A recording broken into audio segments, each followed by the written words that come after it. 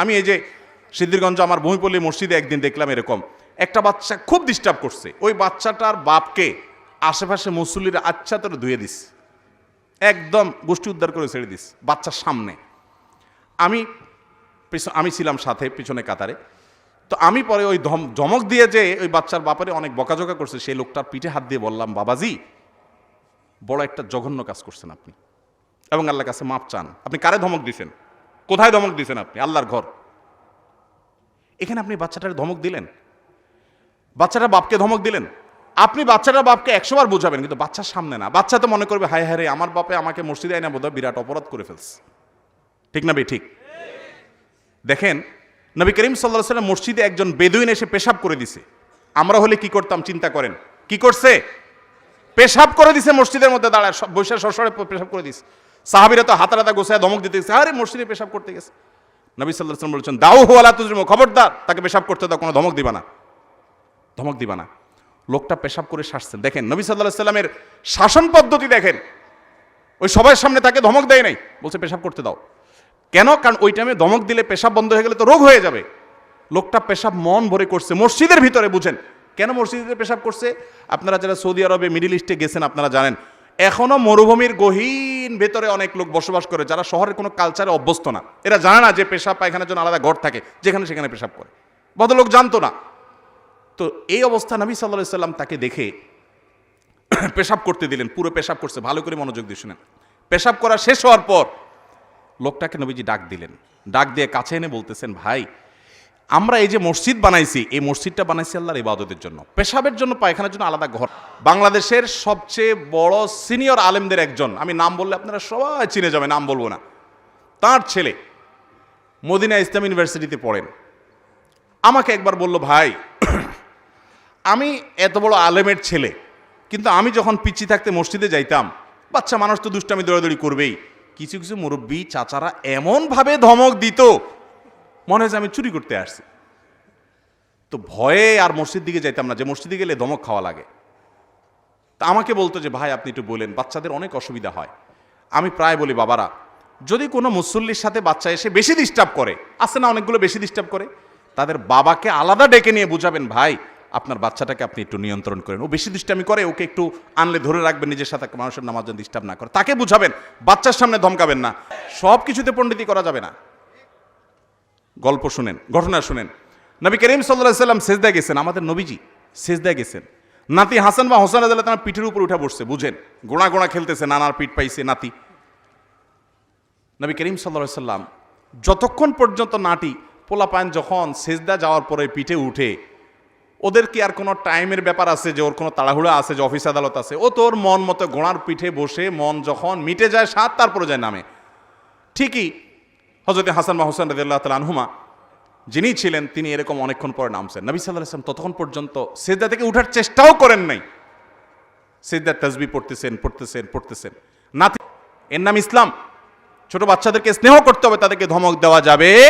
নেককার বান্দা, ইমানদার মানুষটা, জান্নাতি মানুষটা হাসতে হাসতে তার রুহটা বের হয় এবং দুনিয়া থেকে চলে যান, অর্থাৎ খুব আনন্দের সাথে তিনি চলে যান। আর এর বিপরীতে যেই লোকটা জাহান্নামী, তার রূহ কবজ করার জন্য ফেরেশতাদের একটা দল আছে, কিন্তু তারা এতটা ভয়ঙ্করভাবে উপস্থাপিত হয়, এতটা তীব্র ভয়ঙ্কর রূপে তার সামনে আবির্ভূত হয়, উপস্থাপন করে নিজেদেরকে, যে সে দৃশ্য দেখে তার হাহাকার শুরু হয়। আশেপাশে মানুষগুলো টের পায় না, কিন্তু সে ঠিকই টের পায়। এই জন্য মানুষের মৃত্যুর আগ মুহূর্তে মানুষ টের পেয়ে যায়। এমনকি যারা ইমানের উপরে সারা জীবন অটল ছিল, অবিচল ছিল, তাকওয়ার উপরে অটল অবিচল ছিল, হারাম থেকে বাঁচার জন্য সংগ্রাম করেছে সারা জীবন, এই মানুষগুলোকে কোরআনে বর্ণিত আয়াতে বলছে যে তাদের জীবন সায়ান্নে, তাদের রূহ কবজ করার আগে আল্লাহর পক্ষ থেকে ফেরেশতারা তাদেরকে জানিয়ে দেন, তারা উপস্থিত হন, তাদেরকে সুসংবাদ দিতে থাকেন, আল্লাহ খাউফুন আলাইহিম ওয়ালা হুম ইয়াহজানুন, যে তাদের কোনো ভয় নাই, তাদের কোনো পেরেশানি হবে। আল্লাহ তাআলা আমাদের সবাইকে নেক মৃত্যু, ঈমানের মৃত্যু, জান্নাতি মানুষের মৃত্যু আমাদের সকলকে নসিব করুন। তাহলে এই হাদিস এবং আয়াত, বিভিন্ন আপনার জান কবজের সময়কার পূর্বেকার ফেরেশতাদের মহড়া প্রস্তুতি, এগুলোর বিবরণ থেকে বোঝা যায় যে আশেপাশে মানুষ টের না পেলেও যার রূহ কবজ হচ্ছে তিনি ঠিকই টের পান। ভালো মৃত্যু, ঈমানের মৃত্যুর জন্য বেশ কিছু আমল আছে ভাই, সে আমলগুলো আমরা কোনো একটা মাহফিলে আলোচনা করব ইনশাআল্লাহ। এই ঈমানের মৃত্যুর জন্য একটা কমন আমল হলো যে আমরা সবসময় ঈমান এবং নেক আমলের উপরে, ফরজ কাজ করার উপরে, এই যে ফজরের সময়, শীতের সময় ফজর নামাজ পড়া কষ্টকর, কিন্তু কষ্ট উপেক্ষা করে হলেও করব, এইভাবে আপ্রাণ যদি চেষ্টা করে যান, নিজের সঙ্গে নিজে লড়াই করে যদি আল্লাহর ফরজ বিধান মানেন, হারাম থেকে বাঁচার চেষ্টা করেন, আপনার মৃত্যুর সময় ঈমান সাথে নিয়ে আপনি যেতে পারবেন ইনশাআল্লাহ। তাহলে ঈমানের মৃত্যু যখন হবে তখন সুসংবাদ পেতে পেতে দুনিয়া থেকে যাব। আল্লাহ না করুন যদি বেঈমানের মৃত্যু হয়, ফাসিকের মৃত্যু হয়, কাফেরের মৃত্যু হয়, তাহলে সেক্ষেত্রে দুনিয়া থেকে দুঃসংবাদ দেখতে দেখতে যাওয়া লাগবে। অতএব হাদিস আয়াত থেকে বোঝা যায় মৃত্যুর আগ মুহূর্তেই একজন মানুষ টের পেয়ে যায় যে তার গন্তব্য কোথায় হতে যাচ্ছে। আল্লাহ তাআলা আমাদের সবাইকে নেককার মানুষের মৃত্যু নসিব করুন। মৃত ব্যক্তিকে স্বপ্নে দেখলে তাকে আমরা যে অবস্থায় দেখি তা কতটুকু সত্য, এবং শয়তান কি মৃত ব্যক্তির রূপ ধারণ করতে পারে? মৃত ব্যক্তিকে স্বপ্নে দেখলে সেই ব্যক্তিকে সঠিক আমি যা দেখেছি হুবহু সেই অবস্থায় তিনি আছেন এমনটি হলফ করে বলা কঠিন। স্বপ্নের ব্যাখ্যা সম্পর্কে ওয়াকিফাল জানেন, এটা ইসলামের শাস্ত্রসমূহের মধ্যে গুরুত্বপূর্ণ একটা শাস্ত্র হলো স্বপ্নের ব্যাখ্যা শাস্ত্র। স্বপ্নের ব্যাখ্যা নবী করিম সাল্লাল্লাহু আলাইহি ওয়াসাল্লাম বলেছেন কিয়ামতের আগে ইমানদারদের সত্য স্বপ্নের পরিমাণ অনেক বেশি হবে, এবং দুনিয়াতে আর নবী রাসূল আসবে না, নবুয়তের ধারা নাই, কিন্তু ইমানদারদের ভালো স্বপ্নগুলো এগুলো নবুয়তের একটা অংশ, এগুলো নবুয়তের একটা, যেই স্বপ্ন আপনার কাছে মনে হবে এটা ব্যাখ্যা সাপেক্ষ এবং এটা অনেক সুসংবাদ বহন করছে, ভালো কিছু ইন্ডিকেট করছে, স্বপ্নের ব্যাখ্যা বোঝা মানুষ এগুলো বলতে পারে। দুঃখজনক স্বপ্নের ব্যাখ্যার এই শাস্ত্রটি আজ আমাদের সমাজ থেকে হারিয়ে যাচ্ছে। এমনকি আলেমদের মধ্যেও মাসআলা মাসাইল সম্পর্কে আপনি বিশেষজ্ঞ পাবেন, আপনি তাফসির সম্পর্কে বিশেষজ্ঞ পাবেন, হাদিস সম্পর্কে বিশেষজ্ঞ পাবেন। দুঃখজনক যে স্বপ্নের ব্যাখ্যা বুঝেন এরকম পণ্ডিত, এরকম বিশেষজ্ঞ মানুষের সংখ্যা সমাজে অনেক কম। তো যাই হোক, এই মানুষগুলো ভালো বলতে পারেন স্বপ্নের ব্যাখ্যা কি। অতএব কোনো মৃত মানুষকে স্বপ্নে দেখলে আপনি কষ্টে দেখেছেন সেজন্য তিনি কষ্টেই আছে, আপনি ভালো দেখেছেন তিনি সুখেই আছে, এমনটি সবসময় নিশ্চিত নয়। তবে যেই স্বপ্ন দেখার পর সাধারণত আপনার মনের ভিতরে একটু খুশি ভাব আসে, আনন্দের আভা আসে আপনার অন্তরে, তখন আপনি সুধারণা করতে পারেন আপনি কোনো সুসংবাদ বা ভালো স্বপ্ন দেখেছেন। আর যে স্বপ্ন দেখার পর আপনার মধ্যে ভীতি কাজ করে, আতঙ্ক কাজ করে, আপনার মন বলে যে না আমি ভীতিকর কিছু দেখেছি, সেটা কোনো কোনো ক্ষেত্রে শয়তান দেখায় শুধু ভড়কানোর জন্য। আবার অনেক সময় আপনার কোনো দুঃসংবাদ স্বপ্নের মাধ্যমে ইন্ডিকেট দেওয়া হতে পারে। আমি একটু খেয়াল করলে দেখব আমাদের জীবনে অনেক স্বপ্ন দেখি যেগুলো পরবর্তীতে খেটে যায়, দিনের আলোর মতো মিলায় নিবেন, অবাক হয়ে যাবেন। একবার আমার স্ত্রী স্বপ্ন দেখলেন যে আমার জামায় কিছু লোক ঘরে ঢুকে জানালা ভেঙে ঢুকে আমার জামায় আগুন লাগাই দিচ্ছে, অনেক কষ্ট করে সে আগুন নেভাতে হয়েছে।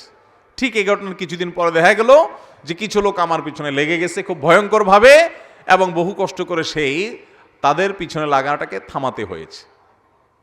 স্বপ্ন কিভাবে খাটে। এবং ওইটার পরপরই ভদ্রমহিলা আমাকে বলছিলেন যে আমার কেন জানি মনে হচ্ছে যে কোনো কিছু মানুষ হয়তো পিছনে লাগবে বা কোনো শত্রুতা করবে। এই যে আগুন লাগা, এটা সেটা বিভিন্ন জিনিস দেখা, এগুলোর ব্যাখ্যা আছে।